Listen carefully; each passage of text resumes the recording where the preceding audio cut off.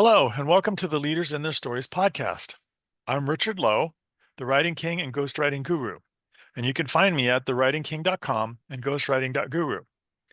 And I'm here with Jack Barsky, and he's got some fascinating stories to tell about his life. I told him it's going to be 30 minutes long, and he warned me that's going to be tough because he's got so many stories and so much interesting things to say, but I'm going to try. So, Jack, why don't you give us a little bit of introduction about yourself, maybe a couple paragraphs? Yeah, we'll focus on some of the most interesting stuff because the stories still evolve and I get new ones all the time. So, Uh-huh. in a nutshell, I was born 4 years after the end of World War II in East Germany.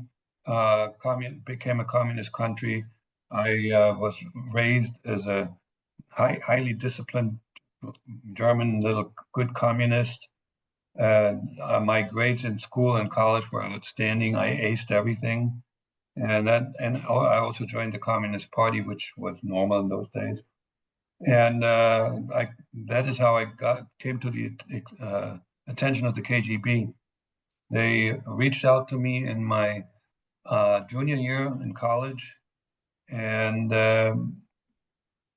studied me for 18 months before eventually, when I had just finished my studies and I was already employed by the university as an assistant professor when they made me the offer. And for a number of reasons, that was an offer I could not refuse. And so then I got 5 years of training, but highly unusual. The reason it was 5 years, it was base training was about 2.5 years. I was supposed to go to West Germany. That makes sense, right? But then it turns out that I have and had extraordinary talent to speak other languages without much of an accent. And that came to their attention, and they said, wait a minute, maybe we can send him to the United States, possibly even as a born American. So Mm. I got two more years of training in Moscow, and then in 1978, in the fall, I arrived in the United States with a false Canadian passport, and 3 days later, I became Jack Barsky because they stole the Jack Barsky identity. Jack Barsky was a real person who passed away and at the age of 11, and they were able to somehow get that birth certificate, which I used to establish myself as an American. And then 10 years into the service, I quit the KGB because of I had a I had a lovely young daughter who I didn't want to leave. Too much of a story in and of itself. So I quit the KGB out of love, not for them, but for my daughter. And then I was eventually discovered by the FBI 9 years later after I quit, and I cooperated fully. I'm now full, full 100% legal U.S. citizen, and probably more patriotic than a lot of people who were born in this country. Interesting. That's a fascinating story. When you say given an offer you couldn't refuse, I hope it wasn't the Godfather version of that. No, If you, no, no, no, no. See, what they recruited me for, you must not force somebody into that kind of a job because they were going to send me as a lone wolf without supervision into enemy territory. So I had to believe 100% in what I was doing. I had to be very, very low risk uh, to become a turncoat and low risk of the defecting period. And I was not. I was low risk at the time. The offer I couldn't refuse was adventure and traveling to the West that was not accessible to us East German citizens, and right. living the good life. And we had our own version of James Bond, and he hunted down Nazis in West Germany, but we also got the girls. He drove the fast cars, and he lived Oh, in nice houses. And this is what I expected to find. In reality, the good life didn't start until after I had quit the KGB. that's very ironic. Yeah. There's a lot of irony and actually a lot of humor in my story. Indeed, indeed. But now you're a mentor and a public speaker, Yeah, and based on your intelligence past, and you've become successful in corporate. yeah. Based my intelligence past helped me with one thing uh, exceptionally well, and that is what I call people skills. Put a big umbrella and big heading over this. Reading people, working with people, convincing people, all this. I read, I and I'm honest with myself. Most strangers that I meet for the first time, it takes about 5 minutes for me to come up with a very generic assessment: thumbs up and thumbs down, smart, not smart, trustworthy, not trustworthy. There's all of this because I've been watching people, and that was a survival skill, and as an agent. And I built up in my subconscious mind is a bunch of avatars that my subconscious, when I'm talking to a new person, uh, scans these avatars and finds a match. And it's like people call your gut instinct. This is actually uh, it was confirmed by my friend, the neurologist Antoine Aide, and you know Hmm. about him, don't you? I do This, not. huh? I do not. Oh, he's a metal member, Oh, okay, okay. off and on, very famous neurologist. And anyway, I that's one thing, and the other thing is also I I learned how to make decisions without too much analysis, which really helped me in my corporate career because I was my first real job in management was crisis management. I Hmm. had to fix a team that was falling apart, and it was the infrastructure team that for United Healthcare. If that team breaks apart at a time when talent was rare, United Healthcare would have been in great danger. And I walked in there, and I immediately made decisions: this, and this, because I was so used to it. I was used to not having to discuss this with somebody else because there was nobody there. Right. Okay. How'd that work out for you? I within 6 or 7 months, I had I had the team improved and my successor in place, and I went back home. Interesting. Yeah. Interesting. So that was, I mean, I was severely underpaid for that job, and that was a real crisis to the enterprise. Now, I bet you that it was a real shock to you when the Soviet Union fell.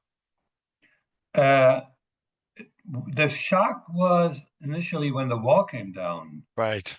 That was 1 year after I quit the KGB, but I still knew deep down inside that communism was still going to be victorious, even though in a moderated form, like more like a socialist, a welfare state kind of a thing, but not raw capitalism. So when the wall came down, I said, "What happened here?"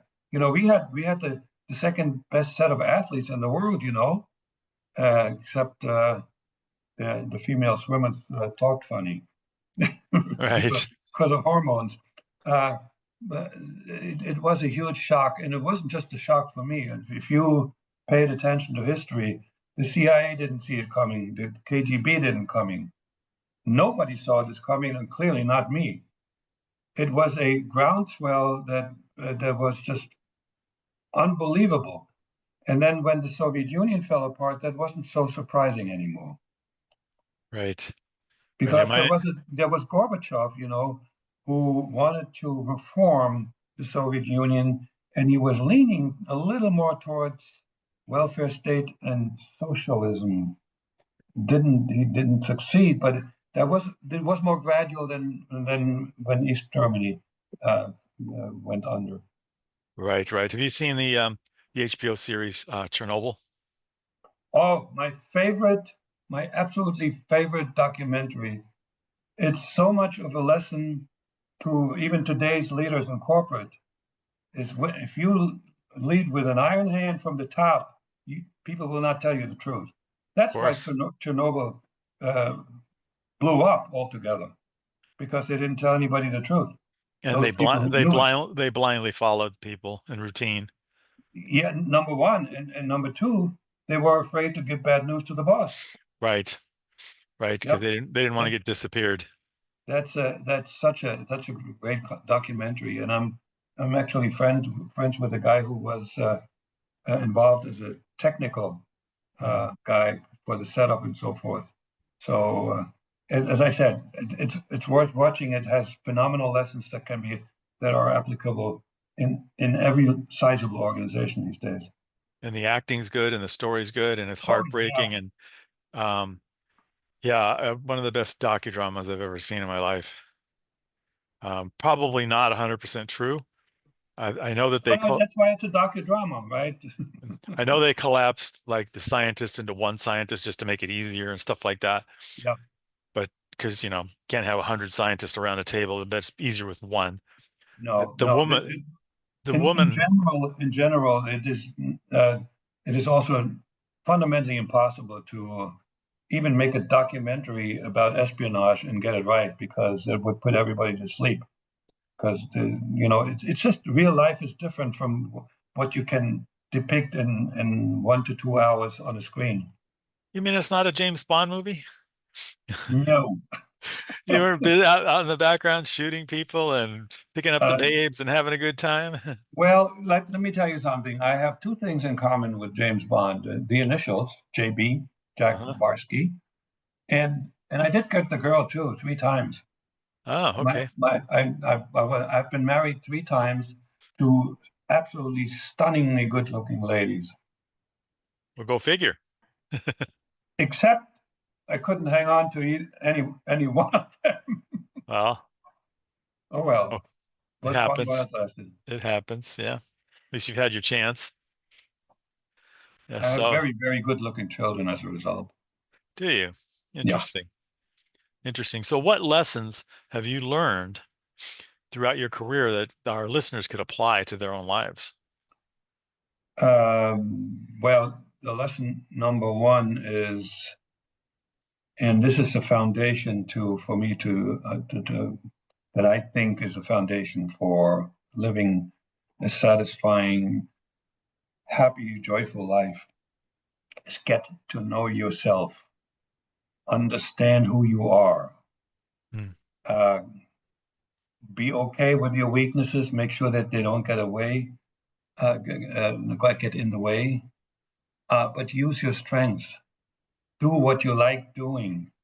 Hmm. That way, you will be successful. You will like what you're doing, and you will never have to utter the words, "Thank God it's Friday," because work is not really drudgery. We all Gotcha. need to work, right? I mean, with some exceptions, but that and it helped me very much that my first job in the U.S. was hands-on programming, and I loved this stuff. You know, I could go. I went home and did more programming on my personal computer because I loved it so much. That's When how was I. that? Hmm? When was that? That was in the.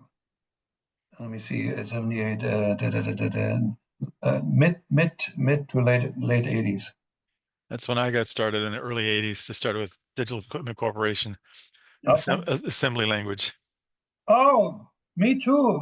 Yeah. Uh, I studied assembly in college. Hmm. And I tell you what, this teacher was my favorite teacher because he did not had any textbook. He told us to read the manual, and Hmm. on day one he gave out 5 projects that had to be finished by the end of the semester. A week later, I handed him all the 5 projects Hmm. because I loved what I was doing. I spent nights doing that. Yeah, Yeah, but assembly language was back when real men, quote, quote, real programmers knew how to program. yes, yeah, it gives you the power. Yeah. But what that helped me, how that helped me in my management career, I had a deep understanding of engineers and specialists. This is a kind of a set of people that are really very good at what they're doing, very specialized, I used to be one of them. So I was really, really able to manage them incredibly well. You know what the most important uh, thing is when we're talking about managing nerds or engineers? What? Take a wild guess. Love. They work for love and recognition. Interesting. Money is Interesting. important, but number one, first of all, recognition by their peers is very important. But if they respect you with having an understanding of what they're doing, they they they they will love you and go through the fire for you. I assume it works the same way in the spy business. Oh, absolutely. You don't recruit somebody to spy on your behalf, on your country's behalf, unless they totally trust you. Hmm. Because in that relationship, and it sounds like an oxymoron that trust is the most important thing in espionage. If the KGB didn't trust me, they wouldn't send me, and if I Right. don't trust them that they would keep their promise to get me out of jail in case I get in, I wouldn't sign up either. So, and then I was the one who broke the trust. Uh-huh. So Uh-huh. there's one thing more powerful than even trust, and that is and loyalty, and that is love. Interesting. I saw a movie yesterday called Salt with Angelina Jolie, Uh-huh. and she's a deep spy, and she gets uncovered, and she gets into all kinds of adventures. I'm sure if you watched it, you would be like, "That's not the way it is." But Oh yeah, sure. But and I don't mind. There is not a single scene in the Americans that depict espionage activity that is true to real life. And I loved the whole series. I even was an extra in it at one point. Very entertaining. But it's not real. Okay, but that's right, okay. right. Interesting. Interesting. Yeah. Yeah. Have you had any contacts from the KGB since you left? No, they because they knew that I died. I When I resigned, I came up with the second biggest lie in my entire life, the biggest one being born in New Jersey, right? The second one is I told them that I was uh, infected with HIV/AIDS, which at the Uh-huh. time was a death sentence. Yeah, it And, was. and interestingly enough, I'm going to now pronounce my German name, Albrecht Dittrich.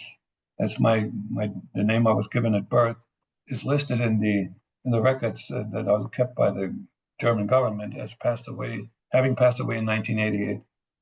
Interesting. So they went to my German family and told me that I had passed away. So there was no attempt to contact me.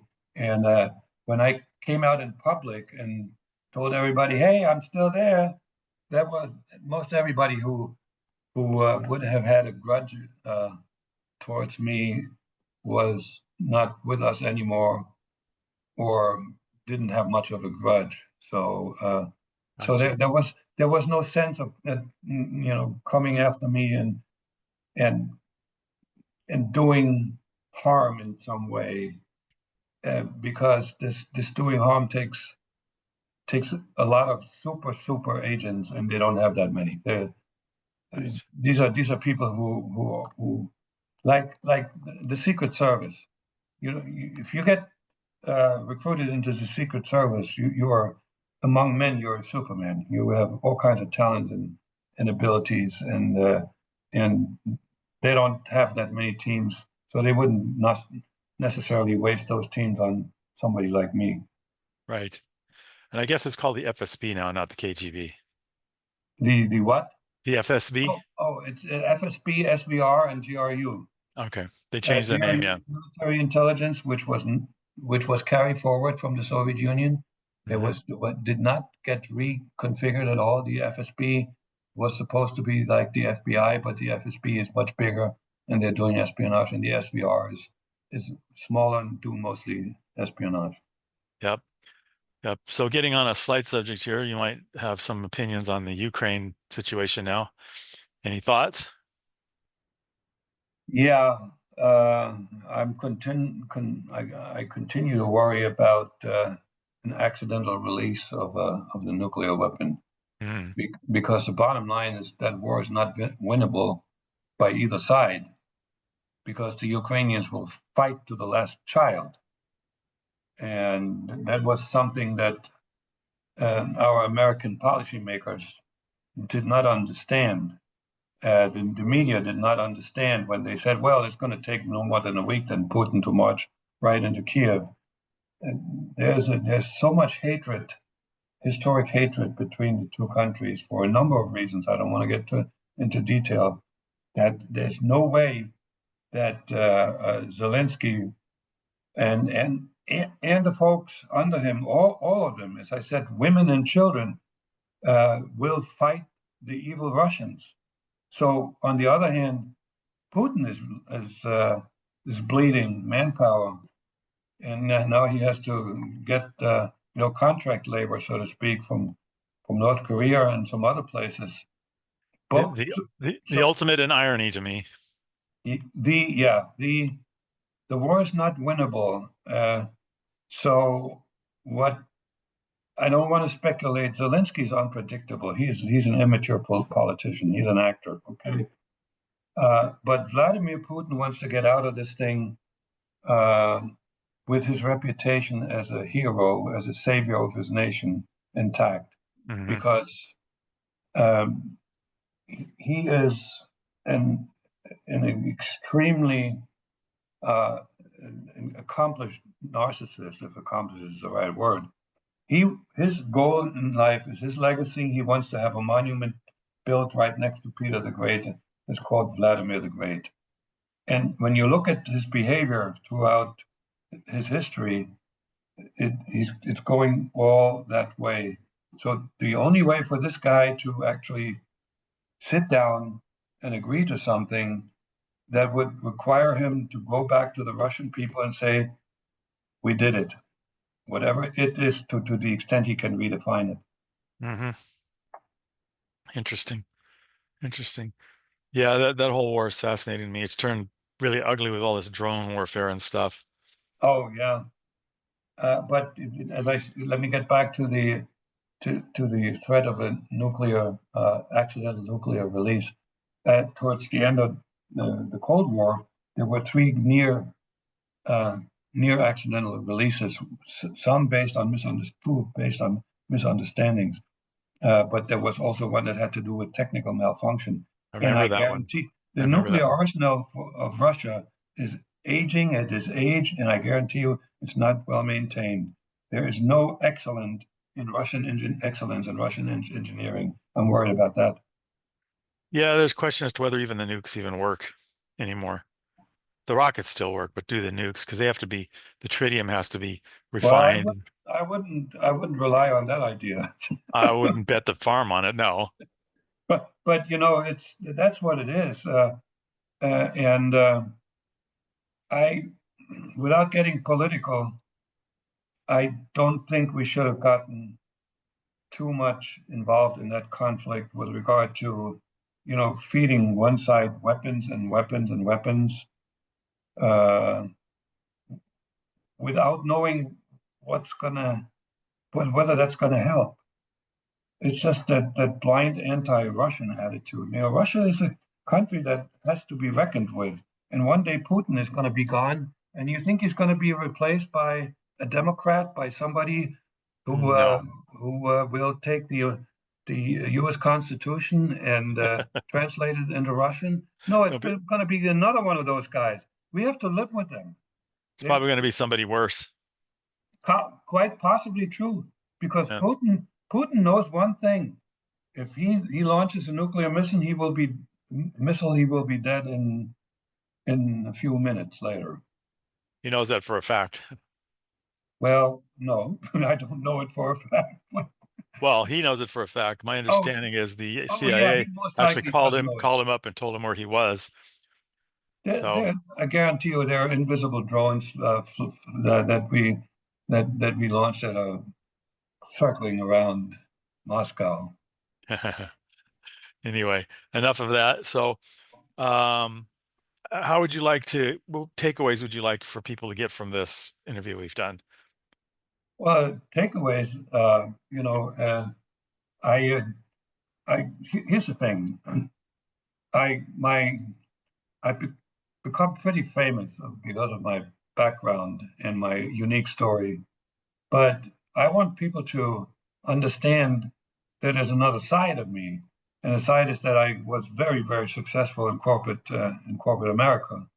That there's a now Jack Barsky who has a lot of value that he contribute to an organization or to even individuals based on the experience that I've gathered through a life that 60 Minutes, marked this that I they said I lived 3 lives, maybe 4.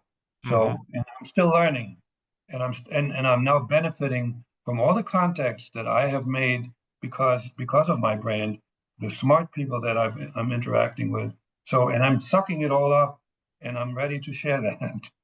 Nice, nice. Well, thank you for appearing on the podcast. Is there a way for people to get hold of you? Yeah, just look for me on LinkedIn. Just if you want to find out more about my background, just Google my name. There's hundreds of hours of videos available there, so you don't Nice. have to go to my website. I will have a new website, but right now I don't. So LinkedIn is where I can be reached. All right, sounds good. Well, thank you for coming.